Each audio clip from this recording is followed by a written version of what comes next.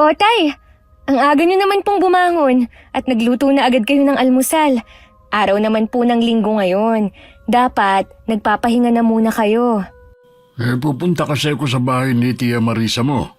Meron silang pinapagawa ng malaking kabinet. Kaysa naman sa iba pa nila ipagawa, sa akin na lang.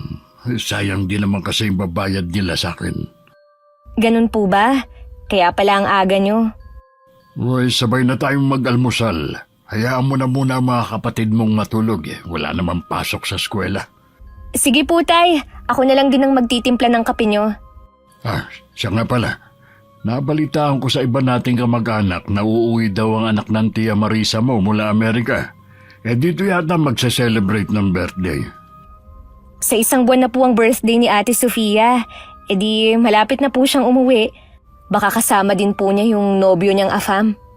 Oo nga. Kaya din siguro nagpapagawa ng bakod ang tiyahin mo. Mabuti na rin siguro na pabakuran ng bahay nila. Alam niyo naman si Tia Marisa, takot puntahan ng mga tao. Takot puntahan ng mahihirap na tao. Kabisado mo na talaga ang ugali ng tiyahin mo. Ewan ko ba doon kay Marisa? Mula nung magkapera, nagbago na ugali. Mabuti na lang, mabaitan na pangasawa. Marunong makisama sa mga tao. Hindi po siya binago ng pera. Yun po talaga ang ugali ni Tia Marisa.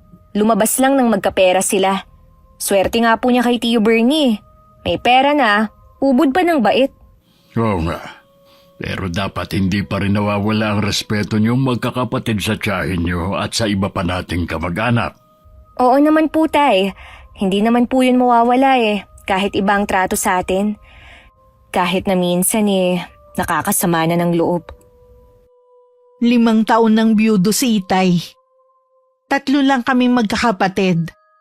Ang sumunod sa akin na si Jopet ay nasa 2 taon sa koleyo. At ang bunso namang si Nonoy ay nasa high school. Sa construction naman nagtatrabaho si Itay. Hindi na ako nakapagkoleyo noon dahil na rin sa kakulangan sa pera. Mas pinili ko na rin na sumabak sa iba't ibang klase ng trabaho para makatulong sa gastusin at sa mga utang namin. Sa kabila ng hirap na nararanasan namin, hindi kami nawawala ng pag-asa na balang araw. Papabor din sa pamilya namin ng swerte. Nandyan ka na pala, Kuya Fabian. Akala ko hindi ka na darating Tanghali na kasi. Pasensya ka na, Marisa, kung ngayon lang ako, ha? Kumain ka na ba ng almusal? Oo, tapos na. Sumunod ka sa akin, sa taas ka gagawa ng cabinet. Siguro naman hindi ka aabot ng 1 linggo tapos mo lang gawin. Oo naman. Kung ako lang kasi ang masusunod, sa professional ko ipagagawa at hindi sa iyo. Kaya lang mapilit si Bernie. Sa iyo daw ipagawa. Kung wala kang kumpiyansa sa akin, may kakilala naman ako na pwedeng gumawa. Hindi na. Ayoko rin kasing pag-awayan namin ang bagay nito ng asawa ko. Huwag ka mag-alala. Ayusin ko ang trabaho ko para hindi ako mapahiya sa inyong mag-asawa. Mabuti naman. Siya nga pala, anong trabaho ngayon ni Demi? Nagtatrabaho siya sa food court sa isang mall. Mabuti naman at nakakatulong na siya sa'yo. Wala pa naman bang boyfriend? Wala naman. Puro trabaho lang ang nasa isip ng anak kong yun. Gusto niya kasi na tumulong muna. Yung pangalawa mo, ano naman ang trabaho? Ay, nag-aaral pa yun. Nasa 2 taon na rin sa kolehiyo. Ang lakas naman yata ng loob niya mag-aral. Working student ba siya? Ang ate niya nagpapaaral sa kanya. Kahit masabihin mong sa State University lang siya nag-aaral, ako, magastos pa rin naman. Dapat siguro nagtatrabaho na siya para makatulong na sa inyo. Pangarap talaga ni Jopet na makapag-aral. Ganun din naman ang pangarap ko sa mga anak ko. At saka nangako naman ang anak ko na kapag nakapagtapos siya ng pag-aaral, siya naman ang magpapaaral sa bunso niyang kapatid. Ambisyoso din naman ang anak mo kahit ikaw. Hindi naman porke na mahirap wala ng karapatan ng mga anak kong makapag-aral. Ang ipinupunto ko lang naman Tama naman si Kuya Fabian. Hindi hadlang ang kahirapan para hindi makapag-aral. Mabuti nga ganun sila mag-isip Bernie, kanina ka pa ba dyan? Oo, narinig ko nga lahat ng pinag-usapan nyo ni Kuya eh. Ang sa akin lang naman, baka mahirapan si Kuya Fabian. Mabaon na naman sila sa utang gaya na nagkasakit ng asawa niya. Mabuti nga, nabayaran na nila lahat eh. Labas na tayo sa mga plano nila sa buhay. Hindi naman sila humihingi ng pera sa iyo eh. Oo nga pala, naalala ko may pupuntahan nga pala ako. Maiwan ko na muna kayo ha. Sige, mag-iingat ka. Pagpasensya nyo na ang asawa ko, Kuya. Umiiral na naman ang pagkamata pobre. Wala yun. Nasanay na naman ako sa pinsang kong yun. Pero kahit ganun siya magsalita, mabait naman. O paano yan? Maiwan na kita dito. Magpapadala na lang ako ng merienda mamaya kay Presi. Salamat nga pala at sa akin mo binigay ang trabahong ito. Malaking tulong din ito sa aming mag-aama. May tiwala kasi ako sa iyo na maganda ang kalalabasan ng cabinet na ipagagawa ko. Kung may kailangan ka, magsabi ka lang. Tuwing wala akong pasok sa trabaho, ako talaga ang nakatoka sa paglalaban ng mga damit namin. Tinutulungan naman ako ni Nonoy. Pero hindi si Jopet na abala sa pag-aaral kahit nasa bahay lang. Nakasaing na rin ako. At hinihintay na lang ang pagdating ni Itay para sana itanong kung ano ipapabili niyang ulam. Madilim na nung dumating siya. At may dalang mga tirang ulam mula sa bahay ng tiyahin ko. Malamang po si Tio Bernie ang nagpadala sa inyo, no? Oo. Wala naman daw kasing kakain kaya binigay na lang niya sa akin. Iinitin ko po ang iba. At yung matitira makikilagay po ako sa ref ng kapitbahay natin. Bibigyan ko na rin po sila. Oo nga. Marami naman yan. Yung dalawa nga pala. Si Jopet po nasa kwarto nag-aaral. Si Nonoy naman po nagpaalam na maglalaro lang daw po ng basketball.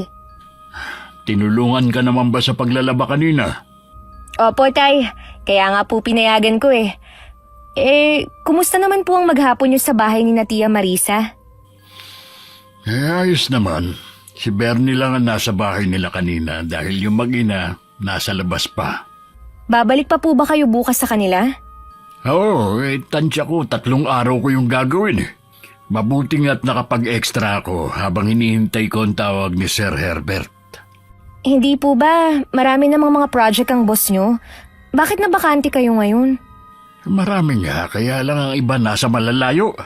Nakiusap kasi ako sa kanya na ang ibigay na trabaho sa akin yung malapit lang para uwian pa rin ako.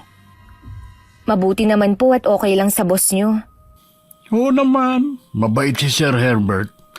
Yun ang utang ko sa kanya nung nagkasakit ang inay mo. Hindi na niya pinabayaran. Tulong na daw niya yun sa atin. Mukha naman po talagang mabait siya. Nakita ko po siya nung burol ni inay. Sa edad niyang mahigit 30, matagumpay na siya sa mundo ng construction. Sa sobrang pagkasubsob sa trabaho, hindi na yata naalalang manligaw. Ibig niyo pong sabihin, Tay, wala pa rin siyang pamilya? Minsan nga kapag maganda ang mood, binibiro ko na bakit hindi pa mag-asawa. Para meron na mag-aalaga sa kanya pag uwi niya galing trabaho. Sabi lang niya hindi pa daw dumarating ang babaeng magpapatibok ng puso niya. Tingin ko po, Tay, pihikan sa babae ang boss niyo. Yun din ang palagay ko. Mainit na ba yung ulam? Ay, opo, Tay. Ibibigay ko lang po ito sa kapitbahay natin at tatawagin ko na rin si Nonoy. Sige, ako na maghahain para pagbalik niyo ikakain na tayo. Nakasalubong ko na rin naman si Nonoy habang papunta ako sa court. Naliligo pa siya sa sariling pawis. Inakbayan ko naman siya kahit nanlalagkit ang katawan at sabay na kaming umuwi sa bahay. Pagdating nakahain na si Itay at nakaupo na sila sa hapag ng kapatid ko. Pinagsaluhan namin ng gabing yun na masaganang hapunan. Noon lang kasi kami nagkaroon ng maraming klase ng ulam. Kinabukasan dahil 10:00 pa naman ang pasok ko, nagluto na muna ako ng almusal namin. Nauna nang umalis ang dalawa para pumasok sa eskwelahan. Kami naman ni Itay sabay na umalis ng bahay. Tinanghali ka na naman kuya. Mas late pa nga ngayon.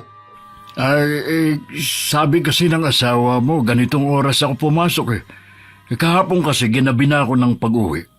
Kuya, ako ang magbabayad sa'yo at hindi si Bernie, kaya sa akin ka sumunod. Pasensya ka na. Aagahan ko na lang bukas. Ibig sabihin, hindi mo pa matatapos ang ginagawa mong cabinet ngayon? Ano ba yan? Ang bagal mo namang gumawa, kuya. Kung alam ko lang sana, sa iba ko nilang ipinagawa. Pasensya na kung nababagalan ka sa trabaho ko. Gusto ko kasing pulido ang pagkakagawa ko para hindi naman nakakahiya sa inyong dalawang mag-asawa. Meron namang iba dyan na mabilis gumawa pero pulido. Pasensya ka na talaga, pinsan. Hayaan mo, kapag may inalok na trabaho si Bernie, tatanggihan ko na sa susunod. Ano yan? Paawa na naman? Naku, hindi Marisa. Hindi nyo naman kailangan maawa sa akin eh. Ang mabuti pa, umpisahan mo nang gumawa ngayon. Sige, maiwan na kita dyan. Kaya ayokong kumuha ng tauhan na kamag-anak eh. Masyado mapagsamantala. Nang araw na yon, malalim na ang gabi, wala pa rin si Itay. Nagchat naman siya na gagabihin siya. Ako na lang ang naghintay kay Itay at pinatulog ko na ang dalawa. Kahit alam kong nasaan ang aming ama, hindi ko pa rin maiwasang mag-alala. Nakahinga lang ako ng maluwag nang dumating na siya. Bakas ang pagod sa mukha niya. Kaya naghain agad ako para makakain na siya ng hapunan. Salamat anak ha. Kanina pa nga ako nagugutom eh. Hindi po ba kayo inalok na doon na kumain? Inalok naman kaya lang tumanggi ako. Mas gusto ko kasi na dito kumain sa bahay. Doon kasi bawal magkamay, puro sila nakakubiertos. Si tatay talaga. Bakit nga po pala ginabi na kayo? Tinapos ko na kasi ang trabaho para hindi na ako babalik doon bukas. Kailangan na rin kasi yung cabinet. Sa anak pala yun ng Tia Marisa mo na si Mel. Nasira na kasi yung lagayan niya ng mga damit. Bakit nga pala gising ka pa? Di ba sabi ko naman sa'yo, wag mo na akong hintayin. Hindi naman po kasi ako makatulog hanggat hindi kayo dumarating. Hindi mo kailangan mag-alala sa akin. Malapit lang naman ang bahay ng tiyahin mo. Wala na po kayong magagawa. Hinintay ko na po kayo eh. Oo nga, tapos na rin naman. Sa totoo lang po, Tay, para akong nabunutan ng tinik sa dibdib dahil hindi na kayo babalik sa bahay na yun. Hanggang ngayon ba naiilang ka pa rin sa kanila? Alam niyo naman po na ibang trato nila sa atin eh, dahil mahirap lang tayo. Wala namang binabanggit ang tiyahin mo na masama tungkol sa atin. Ganun lang talaga siya. Maayos naman ang trato sa atin ng mga anak niya. Tuwing may okasyon sa kanila, lagi nila tayong iniimbita. Kaya lang po, kapag nandun tayo, ibang mga plato natin kumpara sa ibang bisita. Hindi rin tayo pwedeng magpabalik-balik sa lamesa kung saan naroon ang pagkain. Kapag naroon kaming magkakapatid, laging mapanuri ang mga titig nila. Naiintindihan ko naman ang nararamdaman mo. Pero kailangan kasi nating makisama sa kanila.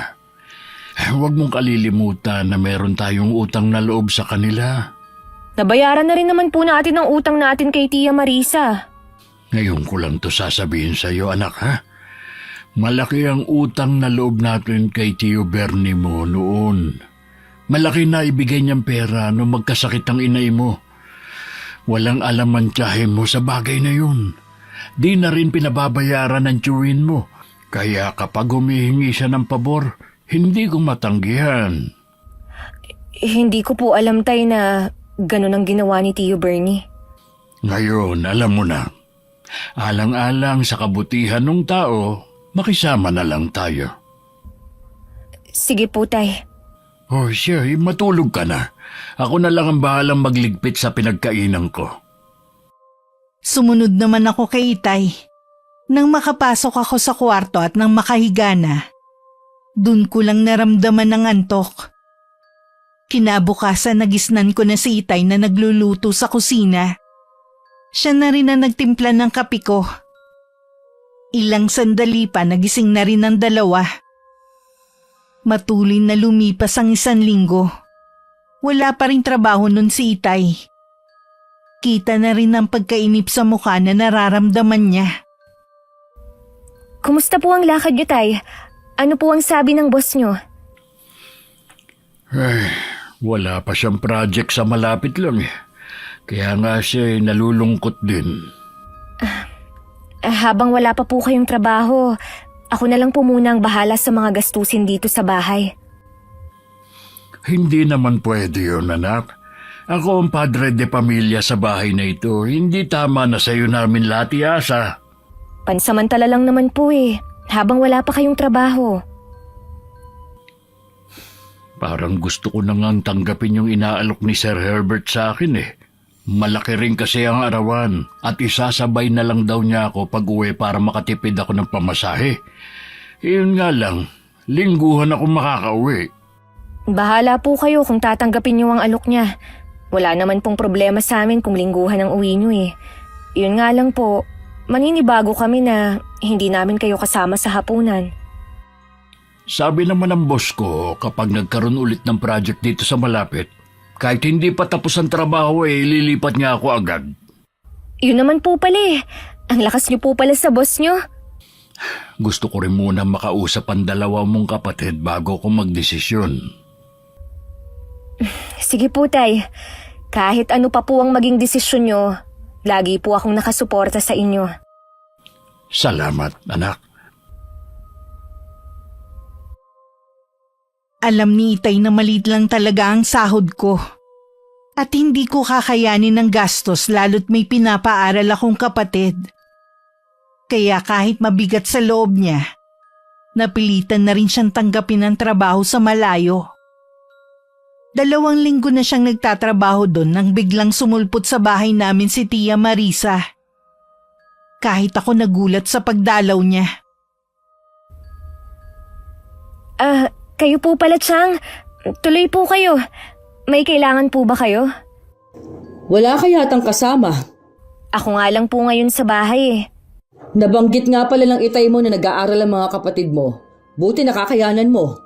Opo, hati naman po kami ng gastusin ng Itay. Nasaan nga palang Itay mo? Sa Sabado pa po ang uwi niya. Malayo po kasi yung trabaho niya eh. Ganun ba? May kailangan pa naman ako sa kanya. Sasabihin ko na lang po sa kanya kung ano ang sadya niyo. Nagustuhan kasi ng kaibigan ng anak ko yung ginawang cabinet ng Itay mo. Gusto rin kasi sana niya magpagawa. Nako, hindi na po yun maaasikaso ng Itay eh. Hindi ba niya pwede maisingit yun? Nakakaya kasi sa kaibigan ng anak ko eh. Itatanong ko na lang po kay tatay pag uwi niya. Siya nga pala, kumusta naman ang trabaho mo? Ayos lang naman po. Di ba maliit lang naman ang sahod mo? Wala ka bang balak maghanap ng trabaho na mas malaki ang sahod? Sa ngayon po ayos lang naman po ang trabaho ko. Hindi naman po kami nagkukulang. Tsaka mahirap po maghanap ng trabaho ngayon. Sa bagay nga, hindi ka nga pala nakatapos kaya paano ka makakahanap ng magandang trabaho, di ba?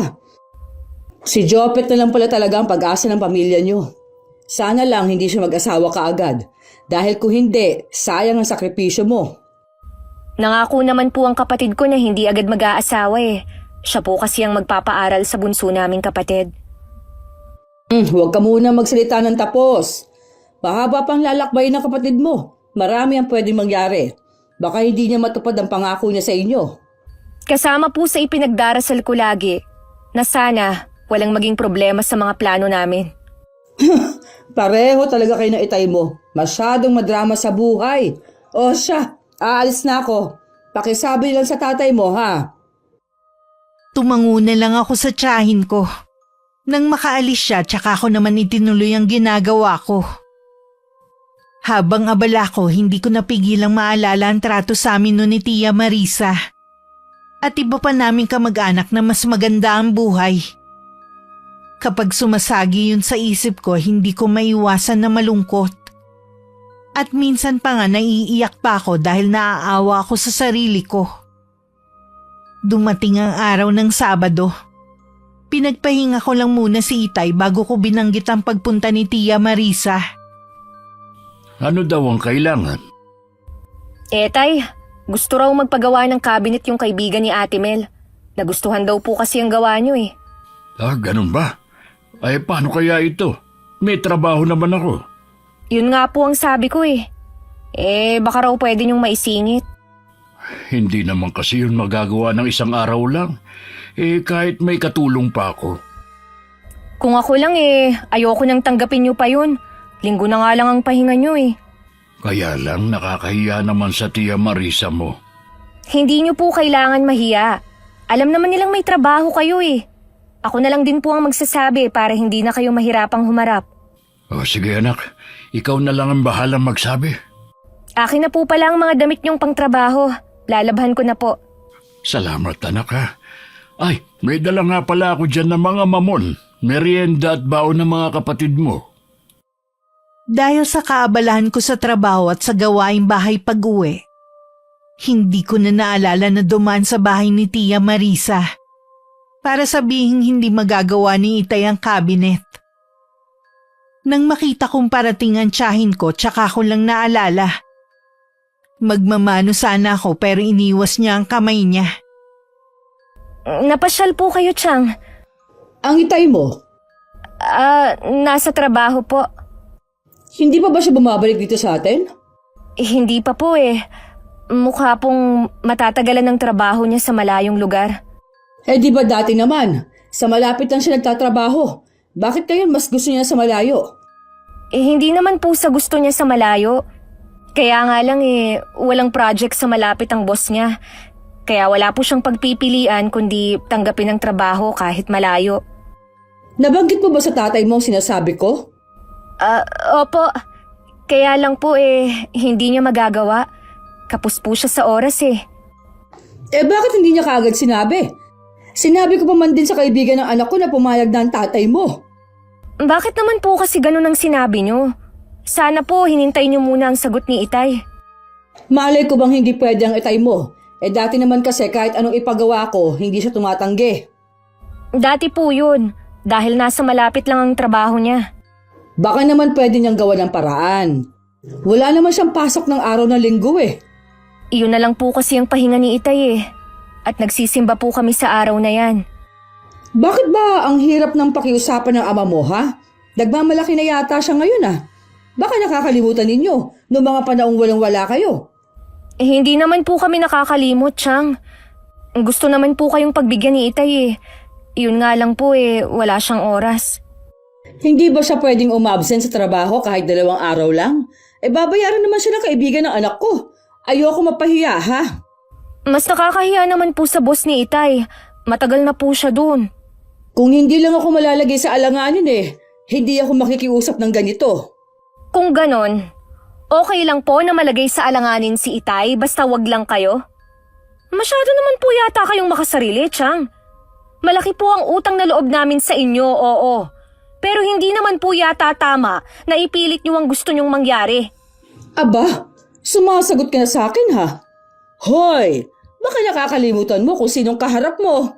Nawawalan ka na ng respeto, Palibasa kasi, wala kang pinag-aralan. Pasensya na po, Chang. Hindi ko naman po sinasadyang makapagsalita ng hindi maganda sa inyo. Ang tatay mo nilang ang kakausapin ko. Para akong nanghina na makaalis ang tiyahin ko. Siguradong ipagkakalat niya sa iba naming kamag-anak ang ginawa kong pagsagot sa kanya. Ang inaalala ko si Itay. Sigurado kasi na siya ang mapagsasabihan. Hindi ko na rin maiwasang mapaiyak dahil sa sinabi niya na wala akong pinag-aralan.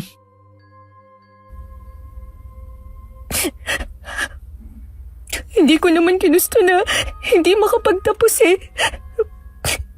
Ang sakit pala na marinig sa mismong kadugo ang mga salitang yun. Mula ng araw na yun, naging tahimik na ako. Bihira na akong makipagbiruan sa mga kapatid ko. Tuwing tinatanong nila ako, lagi kong sagot pagod lang ako sa trabaho. Hindi na rin maalis-alis sa isip ko ang mga masasakit na salitang binitiwan ni Chang. Lalo pang bumigat ang dalahin ko nang maramdaman ko na parang nag-iba ang pakikitungo sa akin ng iba naming kamag-anak. Naging malamig kasi sila sa akin. Alam kong agad na siniraan na ako ng tiyahin ko. Kahit nakakaiyak at nakakapanlumo, pinilit ko na lang ayusin ang sarili ko at i-focus sa trabaho ang buong atensyon ko. Lingid sa akin nakarating kay Itay ang ginawa ng tiyahin ko. Ipinaalam yun ng isang pinsan ni Itay. Mabuti naman nagpakita ka rin. Naku, pasensya ka na, pinsan. Medyo abala lang kasi ako sa trabaho. Iniutos ko na lang sa iba yung tungkol sa cabinet. Nabanggit nga yun ni Demi. At sinabi ko nga na kahit gustuhin ko man talagang hindi uubra. Pinalampas ko na nga yun eh. Ang hindi ko lang nagustuhan, ang sagutin ako ng anak mo ng pabalang. Ang mga anak ko, kahit kailan hindi nila ako sinasagot.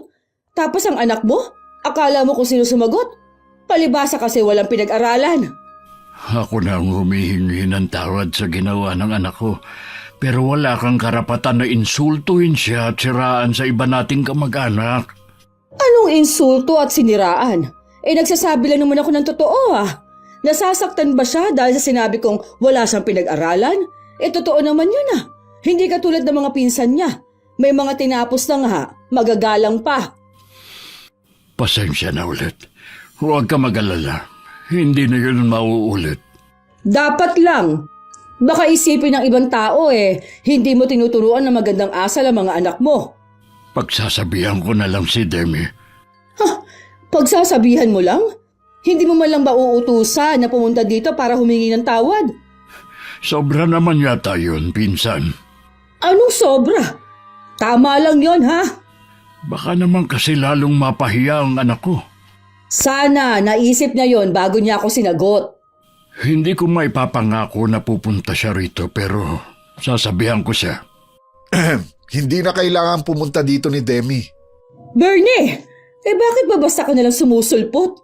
Sige na pinsan, ayos na ang lahat. Pasensya ka na sa abala. Alam ko na marami ka din ginagawa. Salamat sa iyo. Alis na ako, Marisa. Pasensya na talaga. Mag-iingat ka. Talaga bang kinakalaban mo ako, Ano bang sinasabi mo dyan? Kita mo ngang pinagsasabihan ko, tapos sasabat ka para lang sabihin na ayos na. Ganun lang ba yun? Bernie, sinagot-sagot ako ni Demi. Kaya ka siguro sinagot-sagot ng tao dahil sumobra ka na rin. Akala mo yata hindi ko napapansin kung paano mo tratuhin ang magkakapatid. Gusto mo humingi ng tawad sa iyo si Demi, yung anak ba nating si Mel? Sinabihan mo ba noon na humingi ng sorry sa bunsong anak ni Kuya Fabian? Dahil pinagbintangan niya na ninakaw yung cellphone niya. Yung pala naiwan lang niya sa kwarto. Bakit kailangan gawin yun ni Mel? Sino ba sila? Kita mo na, tumitingin ka rin sa katayuan ng isang tao. Masyado mong minamaliit ang mga taong yun at minamata. Para yun lang, pinapalaki mo na. Ikaw ang nagpapalaki ng lahat. Sinisiraan mo ang sarili mong pamangkin sa mga kamag-anak nyo. Sigurado ko may dagdag bawas pa yun. Ginawa ko lang naman yon dahil nainis ako. Pero hindi naman paninira ang ginawa ko Totoo naman na sinagot niya ako. Kung hindi mo rin naman aayusin ang trato mo sa kanila, huwag ka nang hihingi ng pabor sa kanila. Nakakahiyayang inaasal mo. Akala mo naman pinanganak kang may gintong kutsara sa bibig. Sobra ka naman yata. Parang hindi asawa ang turing mo sa akin Ikaw ang sumusobra na. Dahil lang sa mga anak natin kaya nagagawa ko pang pagtiisan ang ugali mo. Kapag hindi ka pa magbago, iiwanan na kita. Nakaramdam naman ng takot si Tia Marisa sa bantang yun ng asawa. Inaalala agad niya kung saan na siya kukuha ng pambili niya ng mga luho. Kung hihiwalayan siya ni Tio Bernie. Samantala, kinausap naman ako ni Itay pagdating niya sa bahay. Tahimik lang ako habang nagsasalita siya. Wala ka bang sasabihin? Ano pa po bang sasabihin ko? Wala naman akong karapatan na ipagtanggol ang sarili ko Dahil sino ba ako? Magtimpi ka na lang kapag pinagsasabihan ka ng tiyahin mo at ng iba nating kamag-anak. Lagi naman pong ganun ang ginagawa ko Kaya lang sumobra na po kasi si Tia Marisa. Noon pa, galit na siya sa aming magkakapatid. Lagi niya kaming hinahanapan ng butas para masiraan sa iba nating kamag-anak. Ikaw na lang ang magpasensya kung ganun man ang ginagawa sa inyo. Dahil mahirap lang tayo. Wala ba tayong karapatan ng mga tuwiran? Lagi na lang bukang bibig na bastos at wala kaming modo. Samantalang sila hindi malang tayo nire-respeto. Huwag na lang natin itong pag-usapan. Iwasan mo na lang na sumagot ng pabalang sa kanila. Lagi na lang ba kayong ganyan, Tay? Magiging sunod-sunuran na lang ba kayo sa mga kamag-anak nating magandang buhay, ha? Ipagtanggol niyo naman kami kahit minsan lang. Hindi yung mananahimik lang kayo sa isang sulok habang pinagsasalitaan kami ng masasakit na salita. Tama na! Hindi ka ba talaga titigil? Hindi ako titigil hanggat hindi kayo natatauhan. Naalala niyo pa ba noon habang pinagbibintangan ni Ate Mel si Nonoy na nagnakaw ng cellphone niya? Nasa tabi lang kayo habang nakatungo. Umiiyak na ang kapatid ko noon habang sinasabi na hindi niya yun ginawa. Pero hindi niyo man lang siya ipinagtanggol. Para pang naniwala kayo sa kanila kaysa sa sarili niyong anak. Napatunayan naman na hindi siya ang kumuha. Dahil nakita ni Manang Presi ang cellphone sa kwarto. Paano kung hindi nakita? Di habang buhay na lang natatatak sa pagkatao ng anak niyo ang pagiging magnanakaw kahit hindi naman totoo. Hindi nga sila humingi ng tawad eh. Tapos ako pipilitin humingi ng kapatawaran sa pinsan niyo? Tama lang ang sinabi ko sa kanya. Kaya hindi ako hihingi ng dispensa. Gusto mo bang masira ang pamilya natin, ha? Gusto mo na isipin nila na bastos kayo mga anak ko? Matagal na po nila tayong hinusgahan dahil sa pagiging mahirap natin. Dahil sa estado natin sa buhay, mababang tingin nila sa atin kaya ganun din nila tayo tratuhin. Kung patuloy niyo pa po silang ituturing na kamag-anak, bahala po kayo. Pero ako, wala nang pakialam sa kanila. Masama pa rin ang loob ko kay Itay. Hindi pa rin siya nagbabago. Mas mahalaga pa rin sa kanya ang sasabihin ng mga kamag-anak namin. Gusto niya maganda ang maging imahe niya sa mga yun kahit isakripisyo pa niya kami. Hindi man lang niya kami ipagtanggol sa kanila. Kung siya madaling makalimot, ako hindi ko makakalimutan kung paano kami trinato na parang basahan. Sa katagalan nagkaayos na rin kami ni Itay dahil na rin sa mga kapatid ko. Lingguhan pa rin ang uwi niya. Sakto namang naroon ng Itay nang dumalaw si Tio Bernie. Gusto ko munang humingi ng dispensa sa inasal ng asawa ko sa inyo. Kasama ko sana siya sa pagpunta dito. Kaya lang, meron siyang importanteng nilakad eh. Wala na yun sa akin. Kalimutan na natin ang nangyari. Ang bait mo talaga, pinsan. Ang mga anak mo pala. Si Demi naglalaba. Yung dalawa naman nasa basketball court. Masasabi ko na maswerte ka sa mga anak mo. Maswerte ka rin naman sa mga anak mo. Si Sofia nasa ibang bansa, si Mel may magandang trabaho. Napaka-perpekto kung titingnan ng pamilya namin. Pero hindi totoo yun. Lahat naman ng pamilya may mga pinagdadaan ng problema. Magagawa niyo rin yung lampasan basta sama-sama kayo. Sana nga. Oy, ano nga pala ang sadya mo sa akin? Dumating na kasi si Sofia nung isang araw. Sa Biyernes talaga ang birthday niya, pero gaganapin sa Linggo. Pumunta kayo ng mga anak mo. Puro kamag-anak at malapit na kaibigan lang naman ang inimbita. Ay, sige. Sasabihan ko ang mga anak ko. Inaasahan ko na pupunta kayo. Oo naman. Paano pinsan? Tutuloy na ako. Salamat sa pagpunta mo rito. Nag-abala ka pa talaga. May kalahating oras din nagtagal sa amin si Tio Bernie. Excited naman na nagkwento si Itay na dumating na si Ate Sofia galing ibang bansa. Tahimik lang naman kami magkakapatid. Nang umalis na si Itay para pumasok sa trabaho, nun lang naglabas ng saloobin ng mga kapatid ko. Sinabi ko naman yun kay Itay nang makauwi siya sa bahay namin. Uy, bakit naman ayaw sumama nun dalawa? May trauma pa po kasi hanggang ngayon si Nonoy. Natatakot daw siya na baka maulit na naman yung nangyari dati. Sasamahan na lang daw po siya ni Jopet dito. Sakto naman daw na kailangan niyang mag-review. Di tayo na lang pala ang dadalo. Ayoko rin pong pumunta. Mas gusto ko pong magpahinga na lang. Nakakahiya naman sa Tiyo Bernie mo kung ni isa sa inyo hindi pupunta bukas. Bahala na lang po kayong magdahilan. Hindi naman po mapapansin kung wala kami. Kahit sandali lang sana, magpapakita lang tayo at batiin na rin natin si Sofia. Nahihiya rin po kasi ako na humarap sa mga kamag-anak natin. Sigurado po ako na hindi pa rin nila nakakalimutan ng mga sinabi ni Tia Marisa. Huwag mo na lang silang pansinin. Ang importante naman hindi natin pinahiya ang Tiyo Bernie mo. Biruin mo naman sumadya pa siya rito sa atin. Sige po, Tay. Pero sandali lang po tayo dun Ayoko pong magtagal sa bahay nila. O sige, kung yan ang gusto mo.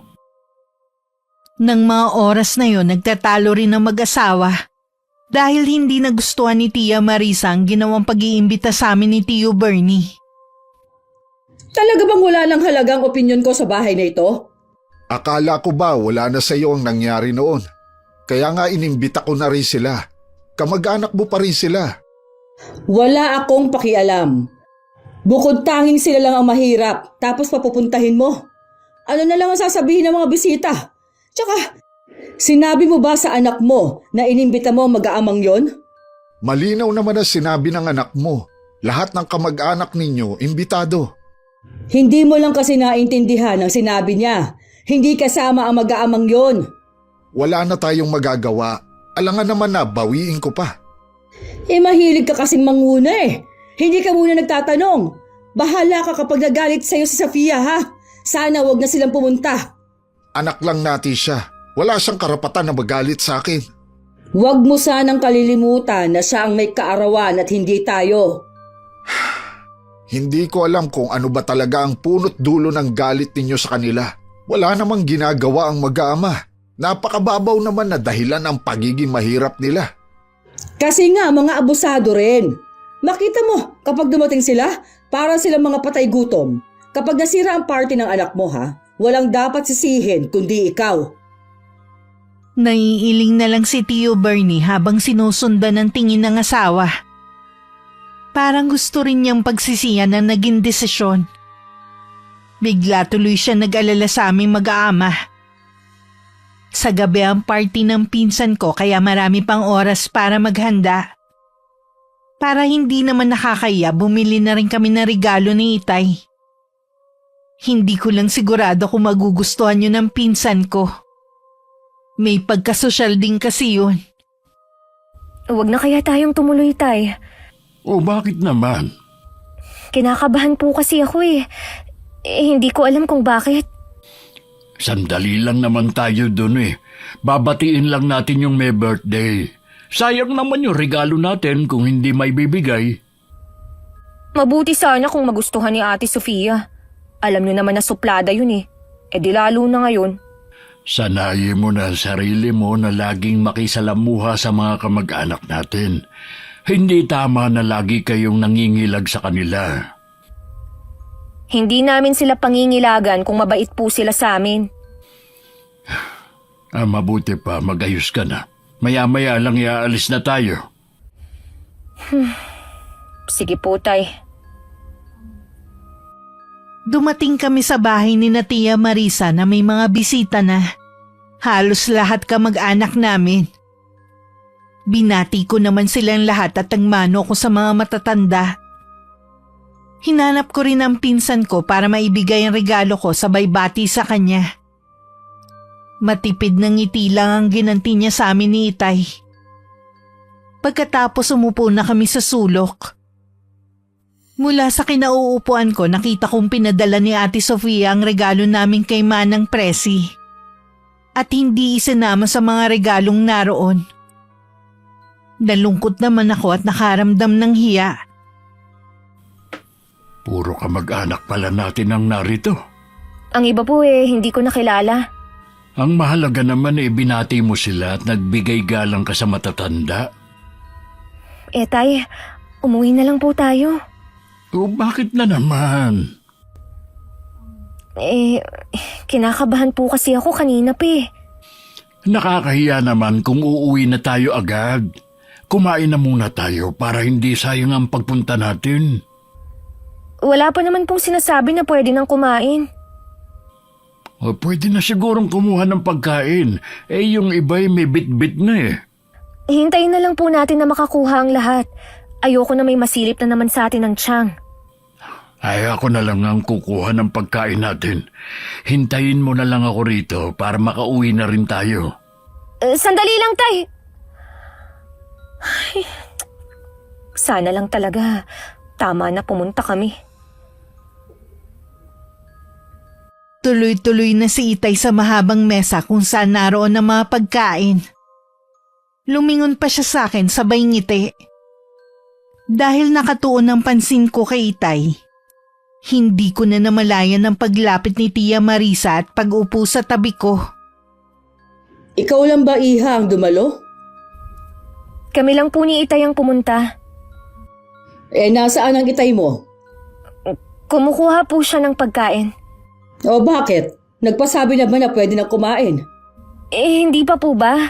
Nakita po kasi namin na may mga ilan ng bisita ang kumukuha. Pambihira talaga kayong mag-ama. Para kayong patay gutom. Huwag naman po kayong magsalita ng ganyan. Pinsang buo nyo naman po si Itay eh. Ayun na nga eh. Kilala ko kayo, kaya ako nasasabi to. Nagdala ba naman kayo ng regalo, ha? Meron naman po kaming dala. Inabot ko na po kay Ate Sofia. Akala ko wala eh. Kapag ganun, nakakahiya talaga kayo maging kamag-anak. Aalis na lang po kami ng Itay. Ay, wag mo nga akong dramahan ha. Kumain muna kayo bago umalis. Hindi na po, Chang. Maraming salamat na lang po. Habang nag-uusap pa kami ni Tia Marisa, dumating naman si Itay dalang 2 plato na puno ng pagkain. Hindi naman nakaligtas sa akin ang pagtalim ng mga mata ng tiyahin ko habang nakatingin sa mga plato. Ang dami naman yan, kuya. Ay, naparami ang lagay ko eh. Lahat kasi mukhang masasarap. Siguro naman mabubusog na kayo sa kinuha ninyo, no? Baka naman bumalik pa kayo para kumuha ng pagkain. Ha? Sapat na ito sa amin. Pwede bang doon kayo sa medyo tagong lugar? Parating na rin kasi ang ibang bisita eh. Sige, lilipat na lang kami ng lamesa. Alam ko na pareho kaming nararamdaman ni Itay. Gusto ko na rin lumubog nun sa inuupuan ko. Nang tumalikod si Tia Marisa, nagagilap ako ng mesa na malayo sa karamihan. Sa pinakasulok na malapit sa mga halaman, dun kami pumwesto ni Itay. Kumain ka na, anak. Damihan mo ang lechon kasi bihira lang tayo makakain yan. Mahirap pong lulukin ng mga pagkain. Mas gusto ko na lang pong umuwi. Kainin na muna natin ito. Mas nakakahiya kasi kung iiwan na lang natin ito rito. Lagi na lang po bang ganito? Pagsasalitaan nila tayo ng masasakit at ipapahiya tayo. Patawarin mo ko, anak. Walang dapat sisihin kundi ako. Hindi kita pinakinggan. Sana hindi na lang tayo dumalo. Wala naman po kayong kasalanan eh. Gusto nyo lang naman pong makisama. Sige na, kumain ka na para makauwi na tayo. Pangako, anak, huling beses na nating pupunta sa mga handaan ng pamilya ng tiyahin mo. Pinahiran ko muna ang mga luhang tumulo sa pisngi ko at saka hinarap ang pagkain. Kahit hindi ko tumalunok at parang sapal na sa bibig ko. Nang tingnan ko si Itay, konti din siyang kumain. Lingid sa amin, kanina pa pala nakatingin sa amin si Tio Bernie. Nang hindi na siya nakatiis, lumapit na siya sa amin. Bakit nandito kayong mag-ama? Ang layo ninyo sa mga bisita. Ay, ayos lang kami rito. Magpapaalam na rin kami sa iyo. Hindi na kami magtatagal. Salamat sa pag-imbita mo sa amin. Pamilya kayo, kaya hindi ninyo kailangan magpasalamat. Ikaw, Demi, bakit ka umiiyak? Bigla po kasing sumama ang pakiramdam ko. Kaya uuwi na lang po kami. Nakita ko na kinausap kayo ni Marisa. May sinabi ba siya sa inyo? Wala naman. Tinanong lang niya kung bakit kami lang ang pumunta. Lahat kami natuon ng pansin sa tili ng tiyahin ko. Namumula ang mukha niya sa galit habang palapit sa amin. Dinuro-duro pa niya ako nang makalapit. Ikaw, ninakaw mo ang wedding ring ko. Kayo lang ang mahirap dito kaya walang ibang gagawa nun kundi ikaw. Chang, hindi ko po magagawa yun. Sinungaling! Pumasok ka lang sa pamamahay namin na wala na agad ang wedding ring ko. Huwag mong pagbibintangan ang anak ko. Hindi ko sila pinalaki na malikot ang kamay. Ipakukulong kita kapag hindi mo inilabas ang singsing ko. Baka naman kung saan mo lang nailagay. Hanapin na lang natin. Sigurado ako na kinuha ni Demi ang singsing ko. Walang ibang gagawa nun kundi siya. Suot ko pa yun kanina. Kaarawan ng anak natin. Huwag mo naman sanang sirain. Kung ayaw mo na tuluyang masira ang party ng anak mo, paalisin mo ang mag-amang yan. Nakakahiya magkaroon ng bisitang magnanakaw. Haalis na kami ng anak ko. Salamat sa pag-imbita sa amin. Pasensya na kayo, Kuya Fabian. Demi, Huwag kang humingi sa kanila ng pasensya. Dapat nga sila ang humihingi ng kapatawaran sa atin eh. Parang gusto ko nilang maglahong parang bula. Dahil sa mapanghusgang tingin sa akin ng mga naroon. Paglabas ng gate, napahagulgol na lamang ako ng iyak. Dahil sa matinding pagkapahiya. Tana, anak. Alam ko namang hindi mo yun magagawa. Ang sama niya para ipahiya ako sa maraming tao. Tapos gusto pa niya akong ipakulong. Wala naman akong ninanakaw eh.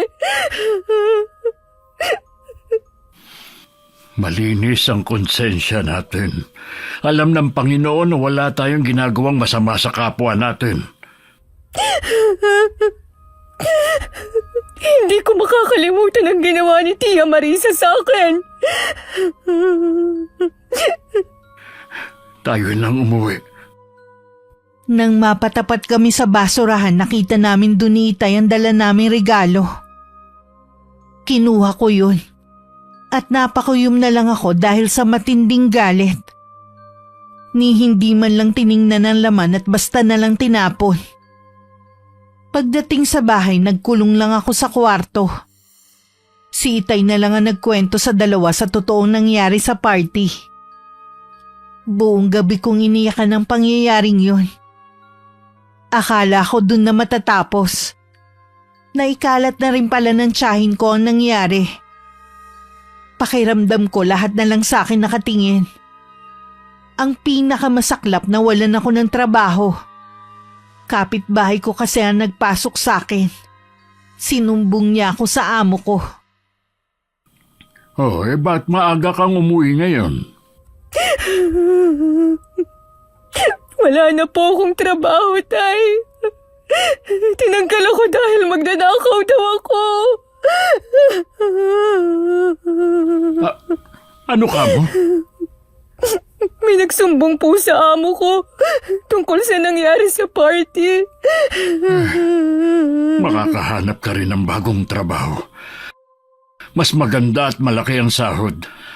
Huwag ka nang umiyak, anak. Bakit puro na lang kamalasan ang nangyayari sa akin? Hindi yan totoo, anak. Pagsubok lang ito sa atin. Puro na lang ba tayo pagsubok? Habang sila umaangat at tinatapakan ng mga katulad natin? Nonoy, ikuha mo ng tubig ang ate mo. Ayoko ng tubig. Hindi yan ang magpapakalma sa akin. Magpahinga ka na lang muna sa kwarto mo. Sinira nila ang buhay ko. At reputasyon na yun lang ang meron tayo. Naniniwala ako sa karma. Darating din ang araw na mapaparusahan sila sa ginagawa nila. Walang araw at gabi na hindi ako umiiyak. Ito ang namana ko sa aking ina. Mahina ang loob at madaling maapektuhan ng problema. Lagi lang akong tulala at minsan hindi kumakain. Labis na ang pag-aalala sa akin ni Itay at mga kapatid ko. Isang araw dumalaw si Tio Bernie. Nasa duyan lang ako noon at nakatingin sa kawalan. Walang reaksyon sa nangyayari sa paligid ko. Anong nangyayari kay Demi? Ilang araw na siyang ganyan. Sinusubuan ko na nga lang para kumain. Palagay ko masyado siyang naapektuhan sa mga nangyari.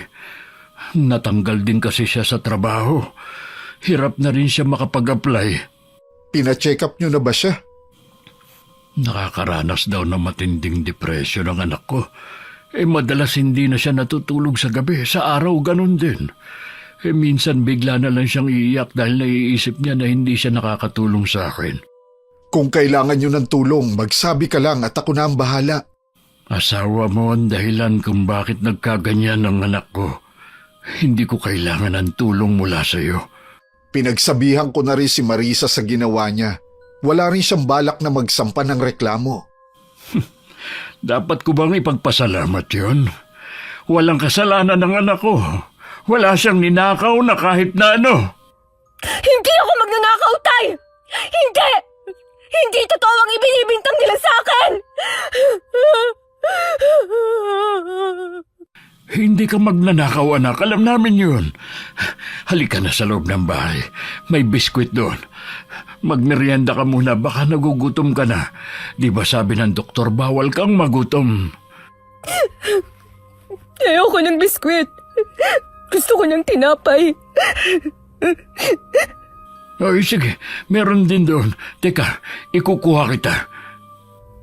Inasikaso muna ako ni Itay bago niya muling hinarap si Tio Bernie.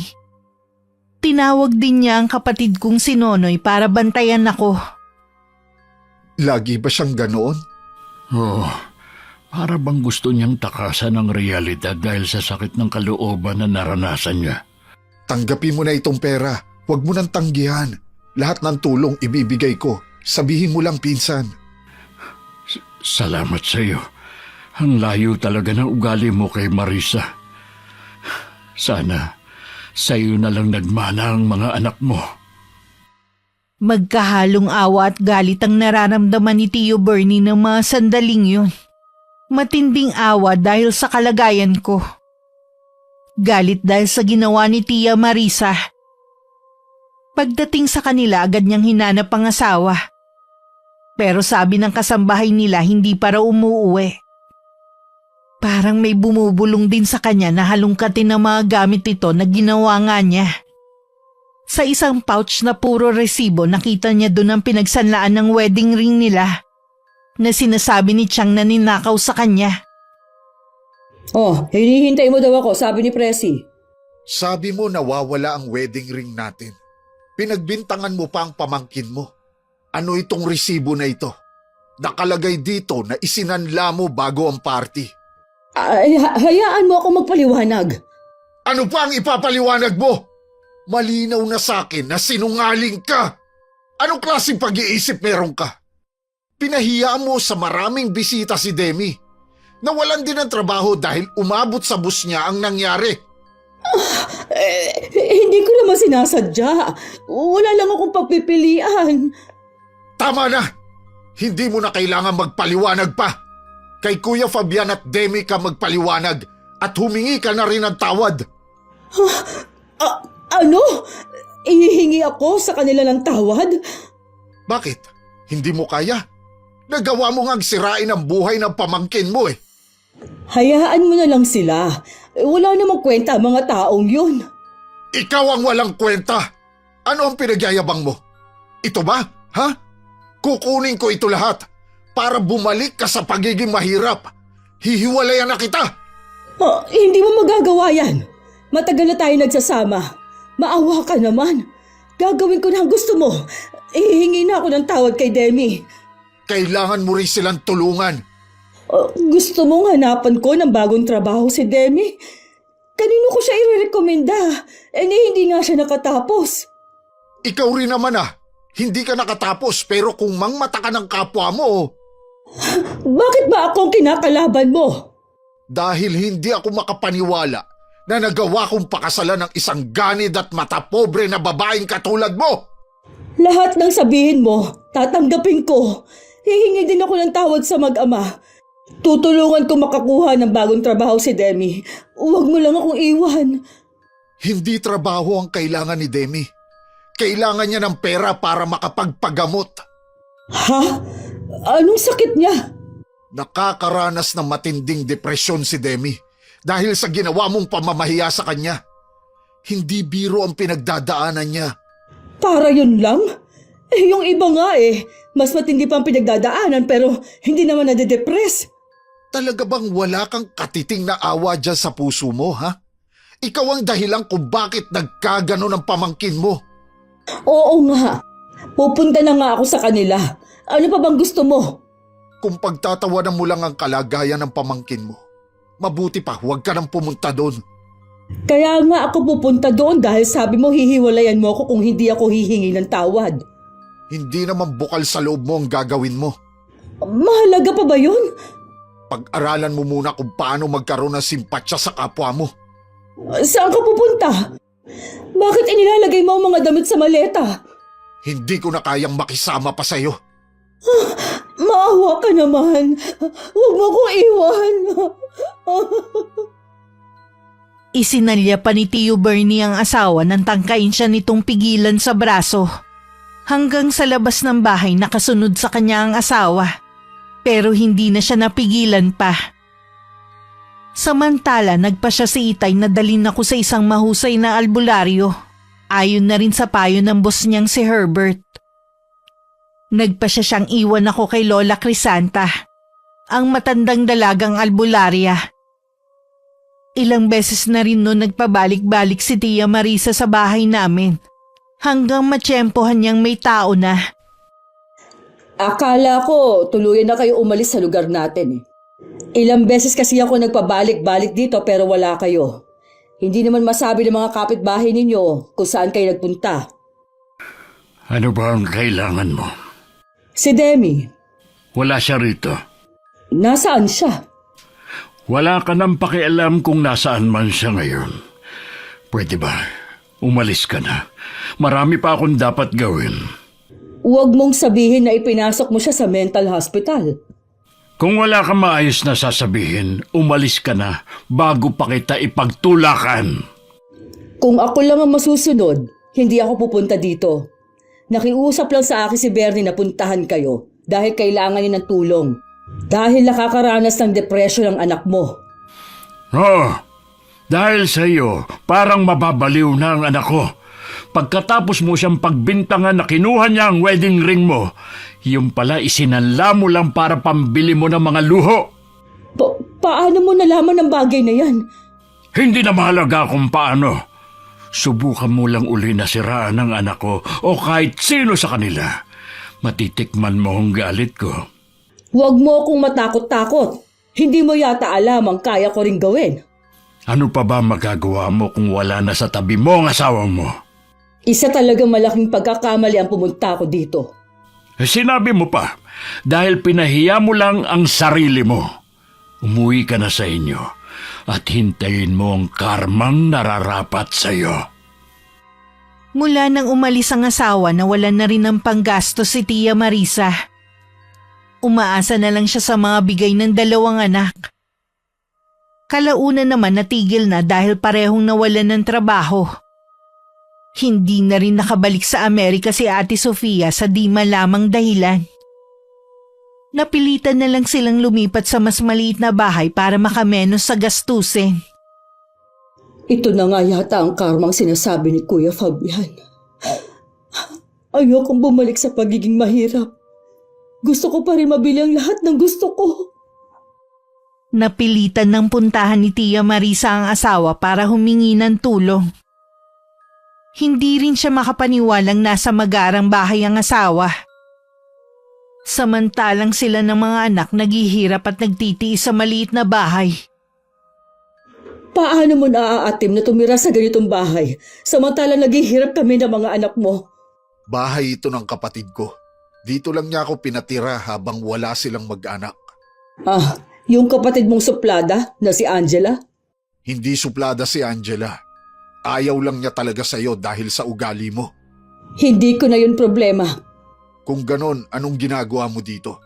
Bernie, maawa ka naman sa amin ng mga anak mo. Pareho silang walang trabaho. Ubos na ang mga ipon nila. Baon na kami sa utang. Kaya mo pa naman. Bakit hindi mo subukan maghanap ng trabaho? Ano naman ang papasukan ko? Maliban sa may edad na ako, wala naman akong tinapos. Hindi mo ba naiisip na yung nangyayari sa'yo? Karma na yan dahil sa ginawa mo sa kapwa mo. Pati mga anak natin, dinamay mo. Nakikiusap ako sa'yo. Maawa ka naman sa amin. Hanggat hindi ko nararamdaman ang sinseridad sa'yo at pagbabago, wala kang makukuhang tulong mula sa akin. Bakit ba nagbago ka na?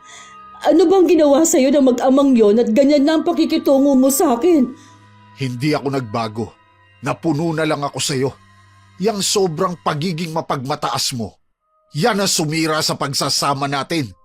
Sinunod ko naman ang gusto mo. Pinuntahan ko si Kuya Fabian kaya lang siya pa ito nagmamalaki. Dahil ikaw pang mayabang imbis na magpakumbaba ka. Ikaw ang may malaking kasalanan sa kanila. Huwag mo sanang kalilimutan yon. Laylay ang balikat na umuwi na lang sa kanilang bahay si Tia Marisa.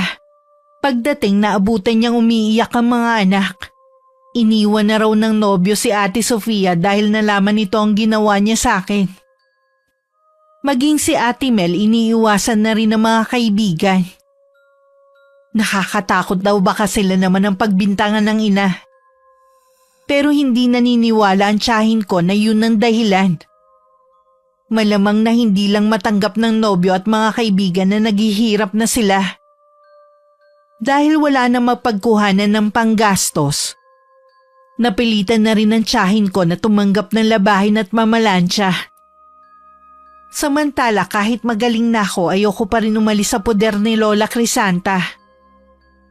Doon lang kasi ako nakaramdam ng katahimikan. Pero lagi ko pa rin naaalala ang nangyari sa akin. Iniisip mo kung paano ka makakaganti sa tiyahin mo, no? Paano niyo po nalaman na yun ang laman ng isip ko, Lola? Madali lang naman basahin ang isip ng tao. Lalo ka na. Hindi kasi ako matahimik. Tingin ko, hindi ako makakabalik sa dati kong buhay kung hindi ako makakaganti sa tiyahin ko. May alam ako kung paano ka makakaganti. Kailangan lang masidhi ang kagustuhan mong iparana sa taong yun na poot dyan sa puso mo. Paano po ako makakaganti? Sa pamamagitan ng kulam. Bibigyan ko siya ng malalang karamdaman na kahit sinong doktor, hindi siya mapapagaling. Kulam? Marunong po kayong mangulam? Oo, iha. Pero pinipili ko lang kung sinong tutulungan ko. Ngayon, nasisiguro mo bang gusto mo pa rin gumante? Opo, Lola. Gusto kong kulamin niyo si Tia Marisa. Gusto kong maramdaman niya ang paghihirap ko noon. Yung kahihiyan na hindi ako makatingin ng diretso sa mga tao. Gusto kong maranasan niya kung paano iwasan. Sa gabi ng pagbilog ng buwan, isasagawa ko ang orasyon. Salamat po, Lola. Dahil sa inyo, makakapaghiganti na rin ako sa taong yun. Lagi naman akong dinadalaw ni Itay at mga kapatid ko. Nakikita nilang hiyang sa akin ang pagtira sa probinsya. Nalaman ko rin na nag-working student ang kapatid ko para kahit papano, hindi na siya umasa sa tatay namin. Talaga bang ayaw mo pang sumama pa uwi sa bahay? Sorry po, Tay. Hindi pa po ako handang harapin ng mga tao sa atin. Tsaka, dito ko lang po naranasan ng katahimikan eh. Sige, hindi na kita pipilitin. Alam ko naman na hindi ka pababayaan ni Aling Crisanta. Inaalagaan niyo po akong mabuti. Para na rin po akong nagkaroon ng isang ina o lola sa katauhan niya. Basta, kapag handa ka na, lagi lang kaming naghihintay sa iyo. Opo, Tay. Namimiss ko na rin naman kayo eh. Kaya lang, mas nangingibabaw ang takot ko. Lagi mong tatandaan, anak. Hindi ka namin pababayaan ng mga kapatid mo, ano man ang mangyari. Alam ko naman po yun. Masaya ako na kahit gaano pa kaabala si Itay at mga kapatid ko, nagagawa pa rin nila akong dalawin. Bala ko naman nang umuwi pagkatapos maisagawa ang paghihiganti ko. Nang makauwi nga si Itay, muling dumalaw sa kanya si Tia Marisa. Ano na naman ang ginagawa mo dito? Nakita ko kayong dumating. Dinalaw niyo siguro si Demi. Bakit hindi niyo pa isinasama pa uwi? Masaya na ang anak ko kung nasaan man siya ngayon. Kaya tigilan mo na ang kakatanong ng tungkol sa kanya. Pamangkin ko naman siya. Wala naman sigurong masama kung kukumustahin ko siya. Alam ko naman na gusto mo lang makichismis sa nangyayari sa kanya, hindi dahil nagmamalasakit ka. Dapat siguro, ikaw ang kumustahin ko. Kumusta na ba ang bagong buhay mo? Pansamantala lamang ito. Babalik din sa dati ang buhay naming mag-iina. Matayog ka pa rin sa kabila na bumagsak ka na. Ano ba ang gusto mo? Gayahin ko kayo? Hindi ko sinabi na gayahin mo kami.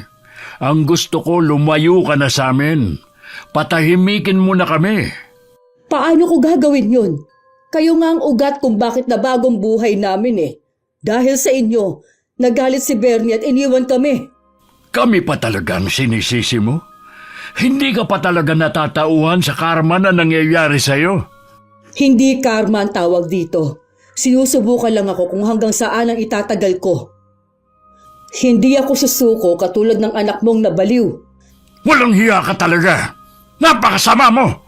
Ngayon lang ako nakakilala ng taong natutuwa sa kapahamakan ng ibang tao. Huwag ka magalit kuya kung nagsasabi lang ako ng totoo. Hindi ka ba talaga aalis? Hintayin mo ako't kukunin ko ang itak ko. Bahala nang makulong basta maipaghiganti ko lang ang anak ko. Huwag kuya! Nababaliw ka na rin yata. Kung hindi ka pa aalis, ibabaon kong itak na ito sa katawan mo. Nagtatakbo naman sa takot palayo si Tia Marisa. Nang araw na yon, nagpa siya ang Itay na umalis na sa bahay na yon. Para na rin hindi sila guluhin ng tiyahin ko. Naisip na rin na ibenta yun ni Itay para makapagsimula kami ng bagong buhay. Hindi lang si Itay ang ginugulo ng tiyahin ko, maging si Tio Bernie. Nang sumunod na araw, bumisita ulit sa kanya ang asawa. Ano na naman ba ang kailangan mo? Nabigyan ko na ng trabaho ang mga anak natin. May trabaho na nga sila. Hindi naman sila nagbibigay ng panggastos sa bahay. Kausapin mo na lang sila. Alangan naman na sila ang masunod kaysa sayo. Ang titigas ng ulo nila. Hindi ko alam kung saan ako nagkamali ng pagpapalaki sa kanila. Wala namang perpektong pagpapalaki. Pero sana tinuruan mo sila kung paano maging mabuting tao. Lagi na lang talaga sa babae ang sisi kapag mali ang pagpapalaki sa mga anak. Hindi kita sinisisi. May mali rin ako. Dapat nun pa pinutol ko na ang sungay nila para hindi na sana sila lumaking mapagmataas. Pero naisip ko, namamana nga siguro ang ugali. Sa'yo kasi nila nakuha ang ugali nilang yun. Huwag na lang natin silang pag-usapan. Ang gusto ko sana, magkaayos na tayo. Pasensya na, hindi mangyayari ang gusto mo. Mas masaya at kontento na ako na nakalaya sa'yo. Hindi kaya meron ka ng ibang babae? Walang ibang babae. Mas gusto ko na lang muna na ilaan ang oras ko sa trabaho at sa sarili ko. Hindi ako naniniwala sa'yo. Alam ko na meron ka ng iba. Huwag mo sanang kalilimutan na kasal ka pa rin sa akin. Mag-asawa pa rin tayo sa mata ng mga tao at sa mata ng Diyos. Hindi ko nakakalimutan yon. Pero ikaw, maraming nakalimutan. Isa na doon ang pagiging makatao. Wala ka nang ginawa kundi ungkatin ang bagay na yan. Tapos ano, mag-aaway na naman tayo dahil sa nangyari kay Demi? Nakakasawa na!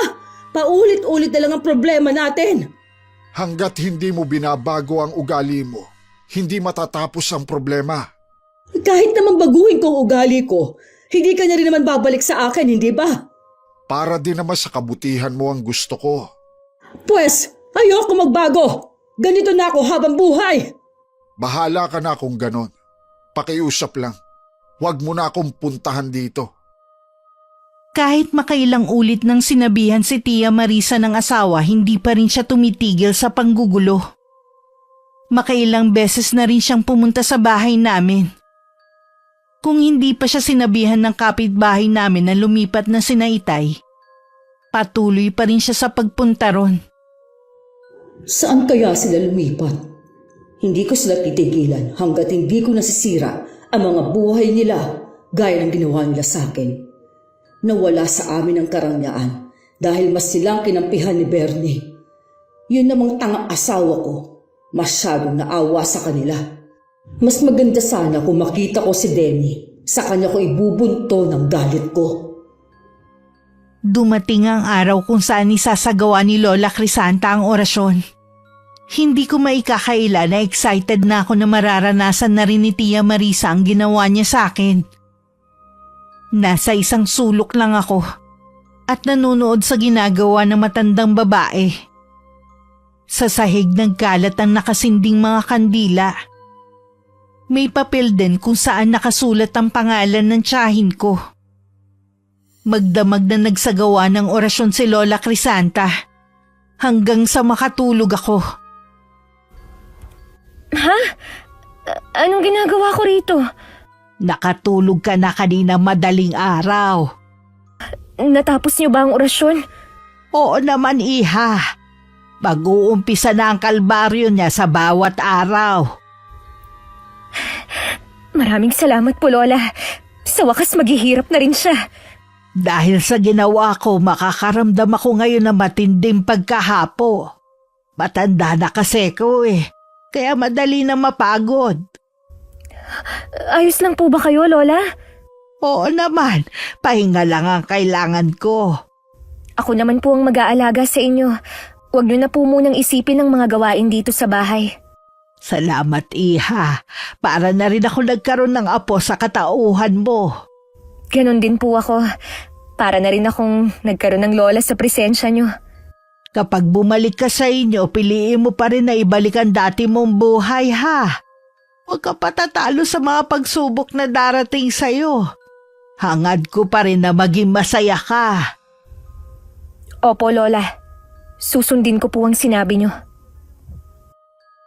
Hindi ko alam na yun na pala ang huling sandali na magkakausap kami ni Lola Crisanta. Nang sumunod na umaga nang puntahan ko siya sa kwarto niya, wala na siyang buhay. Namatay siya habang natutulog. Narinig ng mga kapitbahay ko ang pag-iyak ko kaya napasugod sila sa bahay ni Lola. Matagal na palang may iniindang sakit ang matanda at naghihintay na lang ng huling sandali nito. Iniwan niya sa akin ang isang maliit na kahon kung saan nakalagay ang mga mahalagang bagay na ginagamit nito sa kulam. Iingatan ko po ito, Lola Crisanta. Para sa inyo. Hinding-hindi ko po kayo makakalimutan. Utang ko po sa inyo kung bakit ako gumaling at kung bakit ako nakapaghigante. Lagi ko po kayong maaalala at maging mga bilin niyo sa akin. Inilibing agad si Lola Crisanta ayon na rin sa bilin niya. Si Herbert din ang naghatid sa akin pauwi sa bagong bahay namin. Magkahalong lungkot at saya ang nararamdaman ko ng mga sandaling yun. May lungkot akong nararamdaman dahil sa sandaling panahon na kasama at napamahal na sa akin si Lola Crisanta. At masaya naman dahil makakasama ko na ang pamilya ko. Nakausap ko nga pala ang Tio Frank mo. Iniimbita tayo sa bahay nila sa linggo. Ano pong meron? Kaarawan niya. Si Senta na kasi ang tiyuhin mo.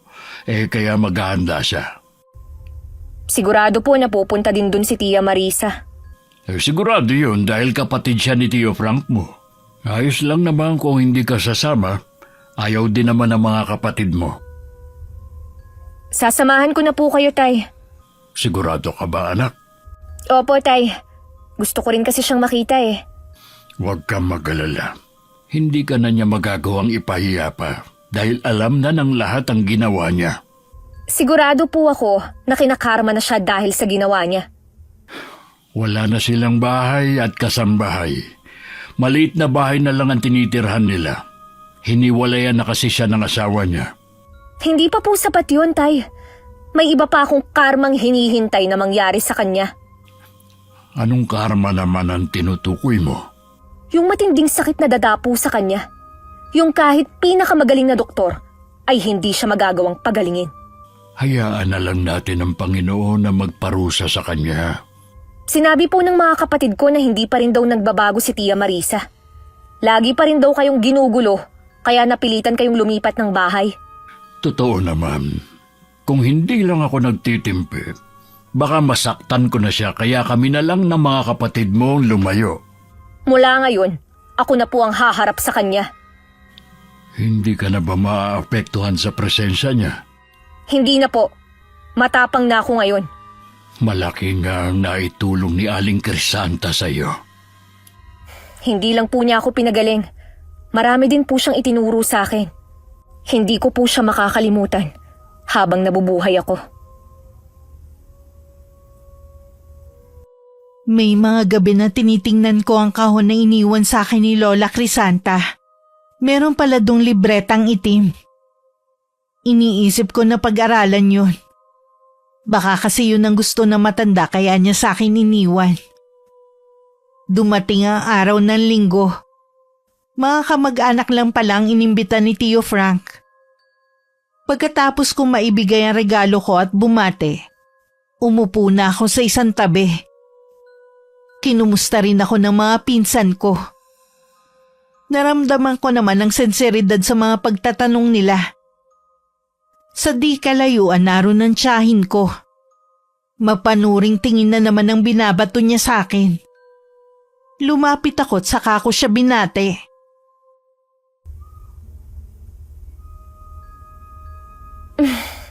Kumusta po kayo, Chang? Ayos lang, Iha. Kumusta ka na? Balita ko, nagkaroon ka daw ng depression? Kahit naman po sino magkakaroon ng depression dahil sa ginawa nyo. Ikaw ba naman ang pagbintangan na nagnakaw ng wedding ring? Tapos malalaman ng lahat na isinanla nyo lang pala para ipambili ng luho. Tumigil ka nga sa pinagsasabi mo. Ay, wag na po kayong mahiya. Alam naman po ng mga narito ang ginawa nyo. Baka gusto mong ingud-ngud kong pagmumukha mo sa sahig nang matigil ka na sa mga sinasabi mo. Subukan mo at ako mismo ang gagawa nun sa'yo. Pareho talaga kayo ng anak mo. Bakit ba kasi pumunta pa kayo dito? Sinisira niyo lang ang party ng kapatid ko. Ikaw ang sumira dahil sa ugali mo. Mabuti pa anak, umuwi na tayo. Tutal na bati na rin naman natin ang Tio Frank mo. Sige po, Tay. Ikaw naman, Chang. Lahat ng kahihiyan na naranasan ko noon, mararanasan nyo rin. Lumapit din si Tio Bernie para pigilan ng asawa sa balak nitong pagwawala. Nagsumbong kasi ang mga anak nila sa kakaibang ikinikilos ng tiyahin ko nitong mga huling araw. Madalas daw kasi nilang makitang nakikipag-usap sa sarili. Hayaan mo na lang. Paalis na rin sila. Anong hayaan? Ipinahiya ako ng babaeng yon. Pinahiya mo rin naman siya noon. Mas matindi pa nga eh. Tama lang naman yun sa kanya dahil mahirap lang sila. Buti nga sa kanya at nabaliw siya. Sa tingin ko, ikaw ang mas nababaliw. Sabi ng mga anak natin, madalas mong kausapin ang sarili mo. May kausap naman talaga ako na matandang babae. Ang sabi niya sa akin, may balak yang si Demi na kulamin ako. Biruin mo, ipakukulam ako ng babaeng yon. Kaya ngayon pa lang, humanap ka na ng mahusay na albularyo para mapigilan natin siya. Ang mabuti pa umuwi ka na. Nakakahiya na kasi ang mga pinagsasasabi mo. Pinagtatawanan ka na ng mga bisita. Walang nakakatawa sa mga sinasabi ko. Aray, ang sakit ng tiyan ko. Nag-uumpisa na ang kulam sa akin. Sabi kasi na matanda, kapag nagkita kami ni Demi, tsaka mag-uumpisa ang sumpa. Maririnig sa buong paligid ang tawanan. Hinila na lang ni Tio Bernie ang asawa para mailayo sa lugar. Sumama na rin ang dalawa nilang anak dahil sa sobrang hiyang nararamdaman. Pagdating sa bahay, doon na nag-umpisang tubuan ng makakating butlig ang balat ni Tia Marisa. Nang mga sumunod na araw, naging magaspang na ang balat niya. Naging kulubot na rin ang kanyang muka. Tumawag sa akin ang mga anak natin. Ano bang nangyayari sa'yo? Hindi ko rin maipaliwanag. Ilang doktor na ang tumingin sa akin pero hindi pa rin nila matukoy ang sakit ko. Nasaan sina Sofia at Mel? Iniwan na nila ako. Ikinakahiya nila ako at nandidiri sila sa akin. Hindi na nga ako makalabas ng bahay. Wala na akong naririnig sa mga tao kundi karma na raw ito sa akin. Maaaring totoo ang sinasabi nila. Ayaw mo pa kasing magbago noon pa. Hinintay mo pang sapitin mo yan. Maghahanap ako ng mahusay na doktor na titingin sa'yo. Maniwala ka sa akin. Hindi ako kayang pagalingin ng doktor. Kinulam nga ako. Kung yan ang lagi mong iisipin, hindi ka talaga gagaling. Albularyo ang kailangan ko. Yun ang hanapin mo. Sige, susubukan ko magtanong sa mga taga rito.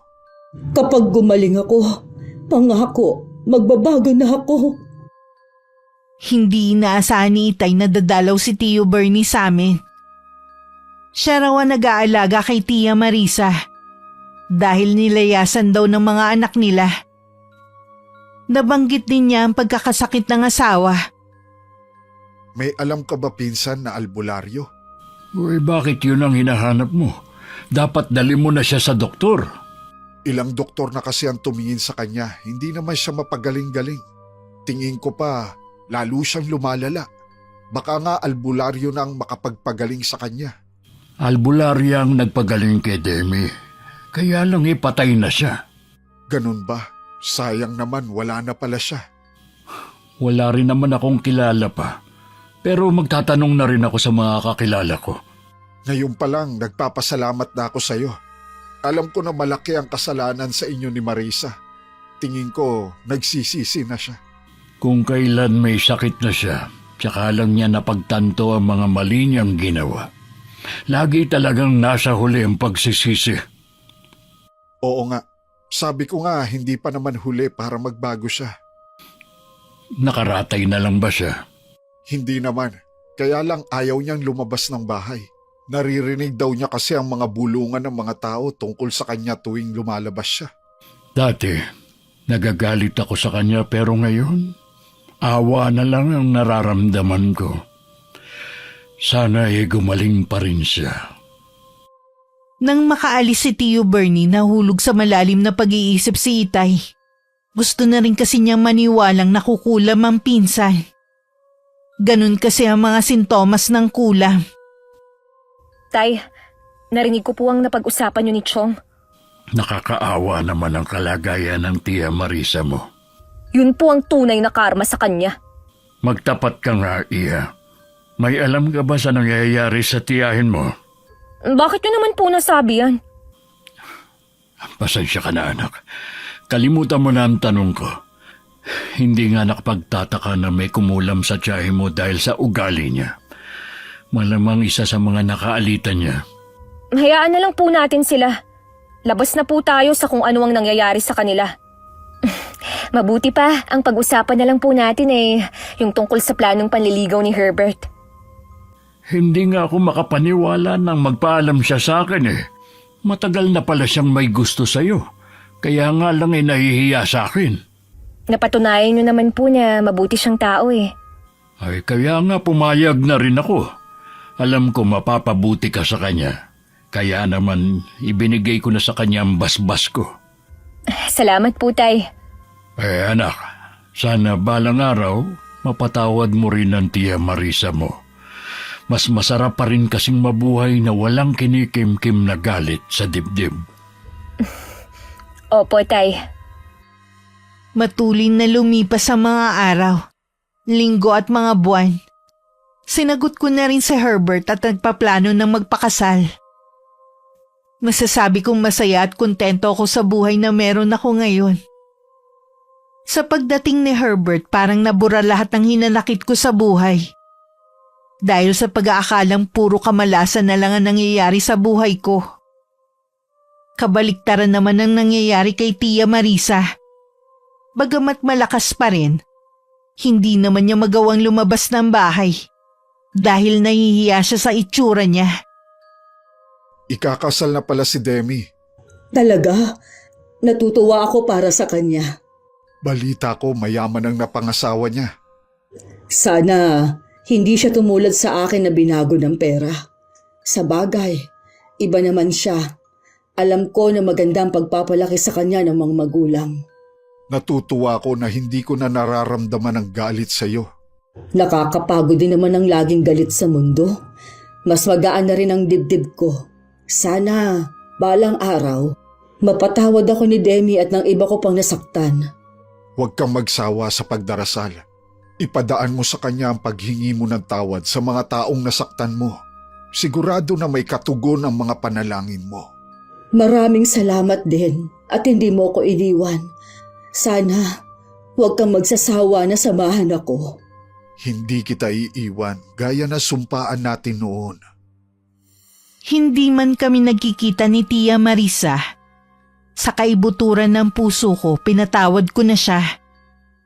Bagamat nalulungkot ako dahil wala nang lunas ang sakit niya, nagdadasal pa rin ako na sana magkaroon ng himala na gumaling pa rin siya. Wakas,